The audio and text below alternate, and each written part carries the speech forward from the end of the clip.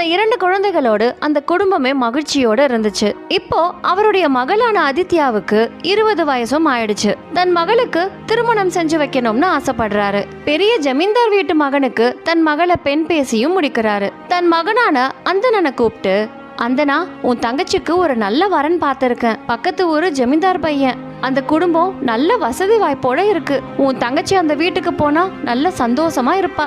நாமளும் அவங்க தகுதிக்கு ஏத்த வரதட்சணைகளை கொடுத்துதான் ஆகணும். அதான் நம்ம கிட்ட இருக்க தோட்டம் தொரவு எல்லாத்தையும் உன் தங்கச்சிக்கு சீரா கொடுக்கலான்னு இருக்கேன். நீயும் உன்னோட விருப்பத்தை சொல்லிட்டீனா இந்த கல்யாணத்தை தடபுடலா நடத்திடலாம் அப்படின்னு அந்தணன் கிட்ட சொல்லி முடிக்கிறாரு. தன் தந்தை சொன்ன வார்த்தைக்கு மறு வார்த்தை பேசாத அந்தணனோ, அப்பா, என் தங்கச்சிக்கு நீங்க என்னெல்லாம் செய்யணும்னு ஆசைப்படுறீங்களோ அது எல்லாத்தையும் நல்ல விதமா செஞ்சு முடிச்சிடுங்க. என் தங்கச்சி போற இடத்துல சந்தோஷமா இருந்தா சரி. உங்க விருப்பத்துக்கும் தங்கச்சி விருப்பத்துக்கும் நான் என்னைக்கும் குறுக்க நிக்கவே மாட்டேன் அப்படின்னு தன்னோட கருத்துக்களையும் சொல்லி முடிக்கிறான்.